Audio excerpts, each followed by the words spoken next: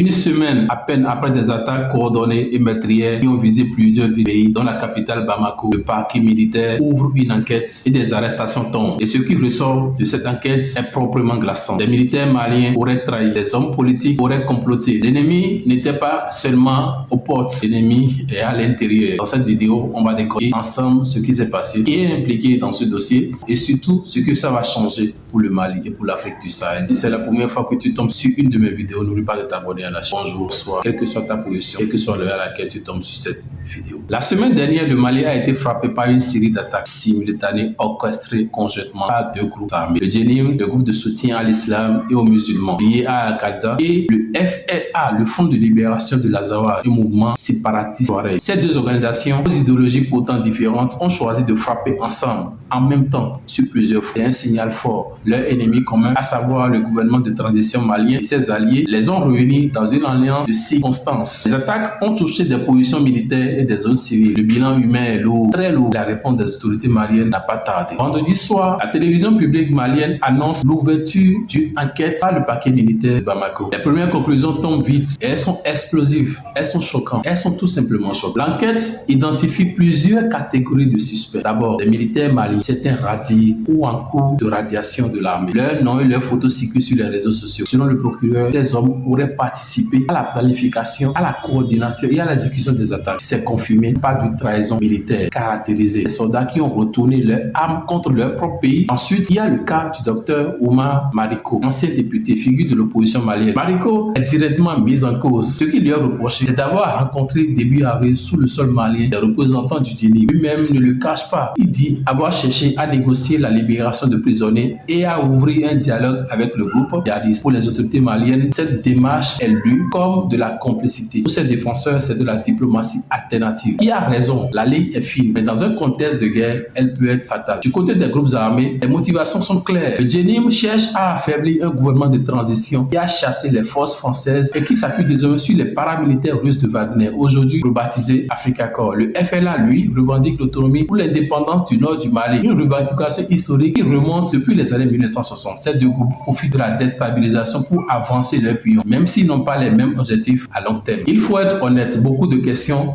restent sans réponse. Première zone d'ombre, on ne sait pas exactement combien de suspects ont été arrêtés à ce jour. Le communiqué du procureur parle de recherches en cours. Cela veut dire que certains présumés coupables sont peut-être encore en fuite ou même encore dans des positions sensibles. Deuxième interrogation, comment des militaires actifs ou récemment radiés ont-ils pu participer à une telle coordination logistique avec des groupes armés sans être détectés? Cela pose une question sérieuse sur le renseignement intérieur malien et sur les failles dans les structures de sécurité du pays. Troisième point, trouble, la rapidité avec laquelle le nom d'Oumar Mariko a été rendu public. Est-ce la preuve d'une enquête solide ou s'agit-il d'une tentative de museler l'opposition politique sous couvert de sécurité nationale? Dans de nombreux pays africains sous régime militaire, on a vu des opposants politiques accusés de complicité avec des groupes armés pour des raisons qui tenaient davantage à la politique intérieure qu'à la vérité des faits. On ne tranche pas ici.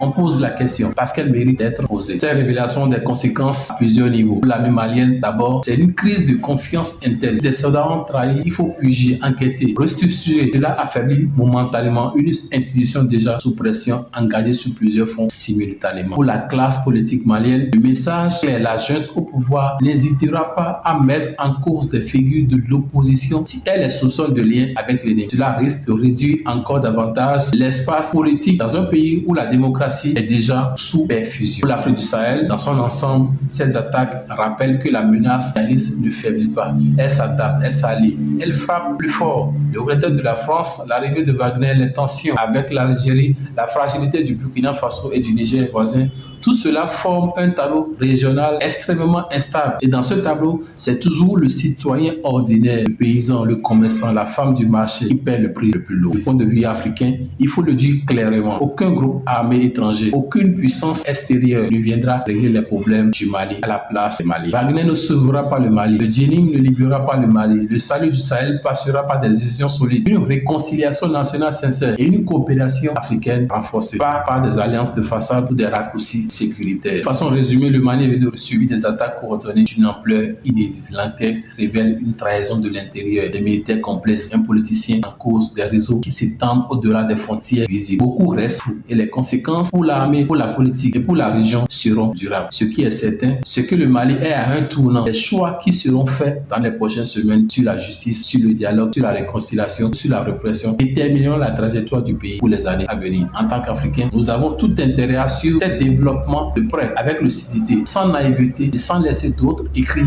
le récit à notre place. Merci d'avoir suivi cette vidéo. Si c'est la première fois que tu tombes sur une de mes vidéos, n'oublie pas de t'abonner à la chaîne et aussi active la cloche pour ne pas manquer un prochain décryptage.